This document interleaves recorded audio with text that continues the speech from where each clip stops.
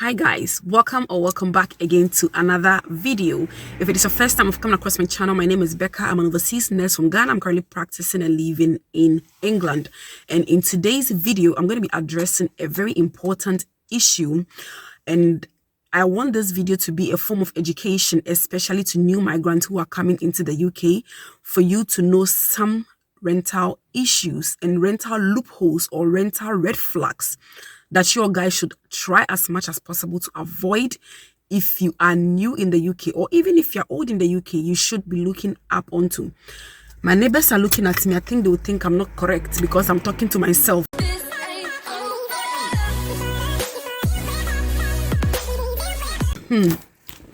So guys, okay, I just finished a 14-hour shift, so pardon me, my face is not all that good. I am very tired, but I think I need to address this issue. So for those of you who have been following me for some time now, I did a video where I talked about house sharing tips of sharing houses. I want to form a story before I come to the reason why I am suing my UK landlord. When I came to the UK, for the first 11 months, I lived in a shared house where I shared houses with others. Before I forget, if you are new to this channel, simply subscribe down below, enjoy my family, turn on your post notification bell icon that we wouldn't miss anytime I upload a video. And on this channel, I do nursing videos, lifestyle videos, a little bit of me, some fun and positive. So I stayed in a shared house for 11 months where I was sharing houses with other people. And then when I moved to London, at a point, I decided that no, I'm not going to share houses again. So I moved into my own flat. Now, when I was renting, my first house I rented in the UK, that was after I lived in the hospital's accommodation, was a shared house. The reason why I'm doing this video is that information in this part of the world is very crucial, okay? And reading in this part of the world is also very necessary. Don't append your signature or don't sign any document until you have read and fully understood what you are signing. Because if anything goes wrong, it is that same document that is going to be your backbone or your evidence.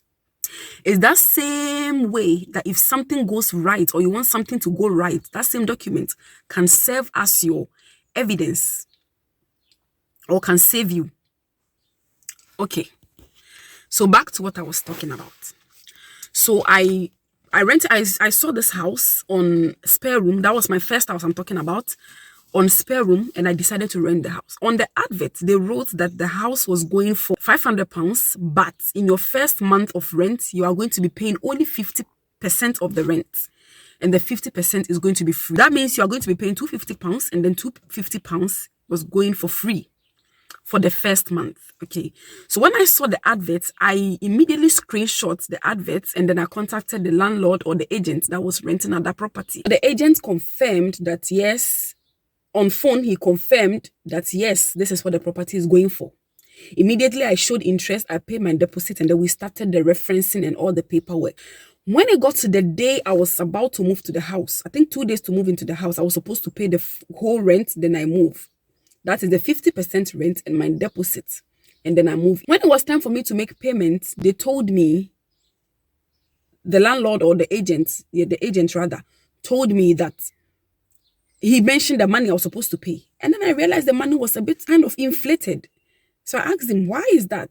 And then he said, oh, it's because you are paying your rent and your deposit. I said, but in your advert, I remember you told me we are going to be paying 50%, which I called you and you confirmed. I have a screenshot of that message on my phone. So I sent the screenshots via easy email or WhatsApp.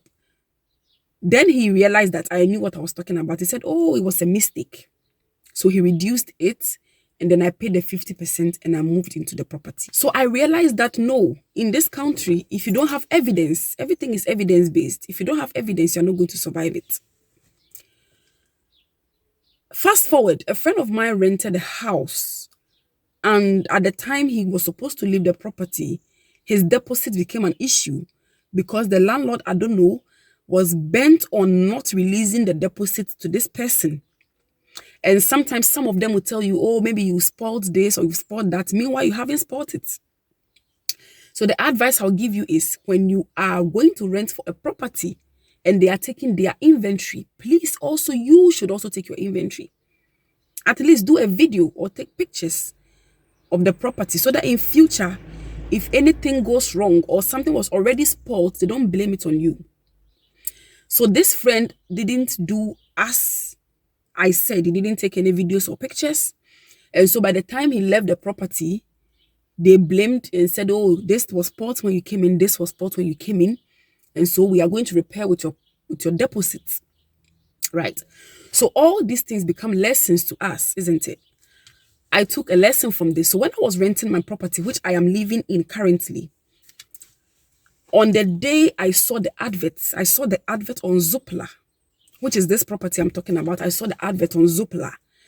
And that same day, I showed interest because I had already gone for several house viewings in London, and the houses I saw were not ticking the boxes for me. Either it was expensive for my budget or the location wasn't appropriate because of where I was working. So when I saw this property, I realized that it was something that I was interested in. So there and then I called the agent and then I went for viewing that same day. I viewed the house. I realized I liked it. That same day, I paid the deposits that they wanted. And then I told them the day I wanted to move in. So they said, okay, they had a little bit of work to do in the house, so they wanted to complete it. So the time frame I gave them was very good for them to finish whatever they were supposed to do in the property. On the day I was supposed to move, the key to the property was somewhere, only God knows where the key was. It took over 3 hours. I stood in the cold for over 3 hours before I had the key to enter the property. When we entered the property, they started taking inventory. And from my past experience and from people's experiences, when they were taking the inventory, I also put my phone and I also started videoing what I wanted to video. So fast forward, we did everything. There were some things that were spoiled in the inventory. For example, the hub I was using, immediately they turned the hub on, the whole system electricity went down. So we had to call an electrician there and then to fix it. Otherwise, I wouldn't have been able to sleep in the house that night. So I realized that no, I have to mark up my game. So before then, they had given me the tenancy agreement, which I spent time to read. And in the tenancy agreement and in the advert that they placed, which I had a screenshot of, they stated that this house has council tax included in the property. So the house comes with council tax, it comes with electricity and water. So once I pay the rent every month, I don't have to pay for council tax separately. I don't have to pay for electricity separately. I don't have to pay for water separately. I just have to pay for my broadband, and then I have to insure my valuables in the property, which I did. Fast forward, I have been in this property since last year, somewhere, it's early October, first week October. I have been in this property. I didn't have any issue. Just this January, very recently, last week, I had a letter from the council, and the letter was addressed to me with my name, flat number so and so, house number so and so, Rebecca Sasa, my name, my full name. And I will share a screenshot, or I'll share an image of the letter on the screen. So the letter said that I was owing council tax, which is over £1,000 for the year. And I have to pay from that October to March, which is over £500. And if I don't pay on that day or before that day, the council is going to take me on. Initially, when I saw the letter, I was like, let me just ignore it because the landlord said I am not supposed to pay council tax. So I showed the letter to one of my friends who has been in this country for decades and decades. And he said, if the council writes to you a letter which is addressed to you like this and you don't act on it, they can take you to court. So I was like, I know things that the council can do. So I was like, okay, then let me call my landlord or my agent through which I got the property. Let me call them and then ask them the way forward. I called this agent, called. They were not picking. So I sent the copy of the letter to them and asked them, this is what the council has sent me. Can you explain to me what this means? Then the agent told me, this is definitely your council tax. This is what you are owing council as your council tax. So then I asked, how did we arrive at this point? He said, yes, once it is addressed to you, you have to pay the money. And I remember vividly that I read this contract or my tenancy that I am not supposed to pay. So I asked a solicitor friend of mine, and then he said, yes, it is stated in your tenancy, but if you don't pay it as the council has said, or if the landlord doesn't agree to take it on and you don't pay and the deadline elapses, the council can actually take you to court.